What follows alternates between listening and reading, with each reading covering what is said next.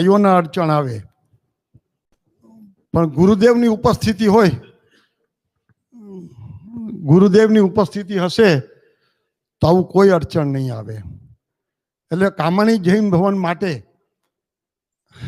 હું તો પોતાનું જ સમજુ છું આ ઘર, કે કામાણી જૈન ભવન માટે આપને હું વિનંતી કરી શકું કે આપ અહીં રહી અને આમનું આ કામ ચાલુ કરાવો.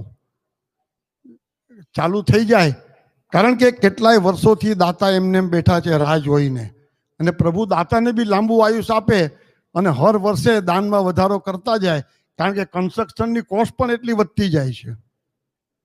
માટે ચંદ્રવદનભાઈને, પ્રફુલભાઈને અને સર્વને હું એક વિનંતી ચોક્કસ કરીશ કે આ કાર્ય ગુરુદેવની હાજરીમાં જ આપણે બધા જે રહીએ છીએ એ બધા જ આપણા ભાઈઓ છે અહીંયા. એમની સાથે સમજૂતી ગુરુદેવ કરાવી આપશે તો સરળતાથી સમજૂતી થઈ જશે અને કામ પણ થઈ જશે. અને આપણી પાસે જ એવા બધા જાણકારો છે કે જે તમને રાતોરાત આપણે ધારીએ એના કરતાં વહેલી રીતે તત્પરતાથી આ મકાન પાછું ઊભું કરી આપે.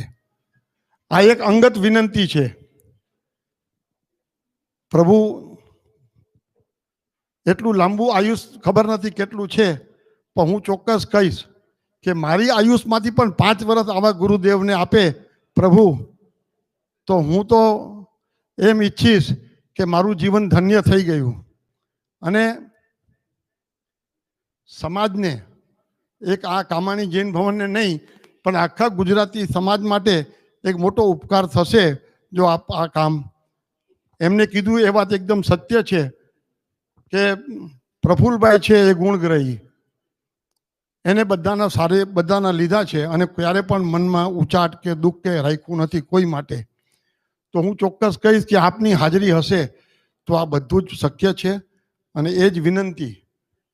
અને આવો સંજોગ બહુ ઓછો બનતો હોય છે, કારણ કે આજે કલકત્તામાં દરેકે દરેક વ્યક્તિને આપના માટે એક અનેરી લાગણી છે. કલકત્તાનો સમગ્ર જૈન સમાજને આપના માટે એક લાગણી છે કે આપ જેમ કીધું કે 200 ઘરે આપ બિરાજ્યા, હું તો તમને કઈ દરેક જૈનના ઘરે જઈને પણ વિનંતી કરવી પડે કે મારે આ કામાણી ઊભું કરવું છે. આપ અહીંથી આજે આપનો જન્મદિવસના દિવસે જાહેર કરશો કે આની શરૂઆત કરાવીને હું અહીંથી જઈશ, તો મને એમ લાગે છે કે અહીં બેઠેલા દરેકનું જીવન સફળ થઈ જશે.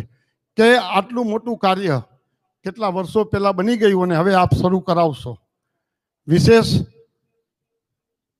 મેં મારી સીમા વટાવીને કદાચ બોલ્યો હું તો આપ બધા મને ક્ષમા કરજો, પણ એક મનની લાગણી કે વર્ષોથી હું આવું અને જોઉં છું કે આમાં શું શું ખૂટે છે. ત્યારે હર વર્ષે થાય અને પ્રફુલભાઈ કહેતા કે હવે આવતા વર્ષે તો કરાવવું જ છે. એ સાંભળતા સાંભળતા 5 વર્ષ થઈ ગયા, પણ મજબૂરી. મેં કીધું એમ ભાઈઓને ન સમજાવી શકે પણ ગુરુદેવ સમજાવી શકશે. એટલા માટે ફરીને વિશેષ કંઈ કહેવાનું રહેતું નથી. એ જ કે આપ અહીં